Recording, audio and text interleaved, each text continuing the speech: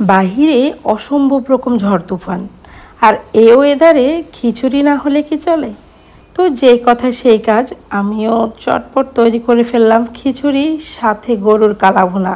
আজকের ওয়েদার দেখে আরফিন আমাকে বলছিল যে খিচুড়ি রান্না করো।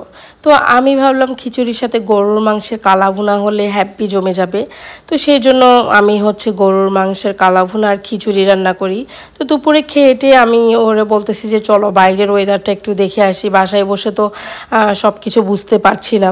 তো বাইরে এসে দেখি যে আল্লাহ, এত পানি উঠছে রাস্তায়, মানে যেসব জায়গাগুলো উঁচু উঁচু জায়গায় ওগুলোতেও প্রায় হাঁটু সমান পানি, আর যেগুলো নিচু এলাকা সেগুলোর অবস্থা তো তাহলে বুঝে নিই। তো আমরা বের হয়েছি, আবার দেখতেছি যে একটা অ্যাক্সিডেন্ট হয়েছে, ওখানে আবার ঝামেলা টামেলা চলতেছে। তো আমরা দেখে টেকে চলে আসছি ঘুরে। আমরা এখন 7 নাম্বার ঘাট চলে আসছি, কারণ এই ওয়েদারে 7 নাম্বার ঘাটের পরিবেশটা অসম্ভব সুন্দর লাগবে। পানি যেহেতু একদম কানায় কানায় নদীতে পানি থাকবে। তো আমরা আসছি, ও আমাকে বের হতে দিচ্ছে না, বলে যে দরকার নেই বের হওয়া, বৃষ্টিতে ঠান্ডা ঠান্ডা লেগে যাবে। আমরা ছাতা নিয়ে আসছি। ও প্রথমে আজানকে কোলে নিয়ে বের হয়ে একটু দেখাইলো, তারপর আমি বের হয়ে দেখছিলাম, এত সুন্দর লাগছিল। যদিও অনেক ঝড় তুফান বৃষ্টি, সেজন্য আমরা আর বেশিক্ষণ ওখানে স্টে করি নাই।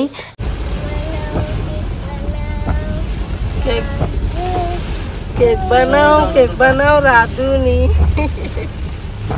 রাধুনি কে বাবা? হরিণ, দেখো হরিণ। বাঘ দেখতে না যাবো বাবা, বাঘ দেখতে গাড়ি ঢুকে যাবে। এরপর আসি আমরা স্টেশনে এসে দেখি যে কোনো ট্রেন নাই, অনেক যাত্রী ভিতরে আটকা পড়ে আছে, বসে আছে। বৃষ্টির জন্য বের হতেও পারছে না, যেতেও পারছে না, এরকম একটা অবস্থা। তো এখানে দেখি যে একটা ছেলে গোলাপ বিক্রি করতেছে, আর আমাকে বলতেছে আপা একটা লন, একটা লন। তো আমিও একটা গোলাপ কিনে নিই। তারপর এদিকে এসে দেখি অসম্ভব সুন্দর পরিবেশ, ছমছম করে বৃষ্টি পড়তেছে। আমার তো খুব ইচ্ছা করতেছে আমি বৃষ্টিতে ভিজি, কিন্তু ও তো আমাকে ভিজতে দিবে না, ভিজলে ঠান্ডা লেগে যাবে।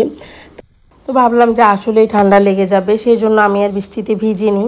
এরপরে আমরা ওখান থেকে ডাকবাংলায় যাই। ডাকবাংলার ওইদিকে গিয়ে দেখি যে রোডঘাট একদম পানিতে তলায় গেছে, তাও আমরা কোনো রকম ঠেলে ঠুলে গেলাম। এদিকে এসে দেখি দোকানপাট সব কিছুই বন্ধ। তো পাশে দেখি যে লিচু বিক্রি করতেছে।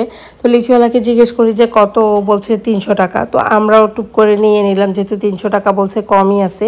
গতকালকে 420 টাকা করে নিয়েছি। তারপরে এই তো আমরা বাসায় চলে আসলাম। আলহামদুলিল্লাহ আমরা তো ভালোই আছি। যারা ঘূর্ণিঝড়ের কবলে আটকা পড়ে আছেন, আল্লাহ তাআলা আপনাদেরকে হেফাজত করুক।